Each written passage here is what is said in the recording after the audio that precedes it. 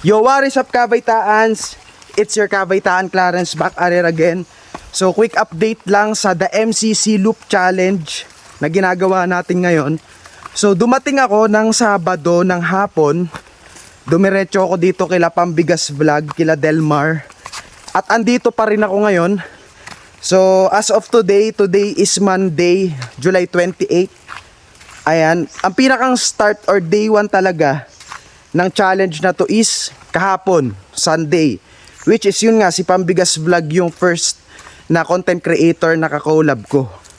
Ngayon, supposedly meron akong kakolab sa bayan ng Mugpog, kaya lang nagkaroon siya ng urgent matter. Understandable naman, syempre importante yon. Kaya nabakante ako. So, andito pa rin ako ngayon sa kanila at good thing rin naman kasi nakapag-edit ako. So, i-upload ko mamaya yung A Day in a Life with Pambigas Vlog. Bali part 1 siya tsaka part 2. Tapos bukas naman yung pinakang interview. Tapos mamaya ng hapon, go na ako.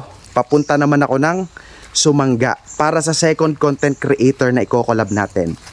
See you guys!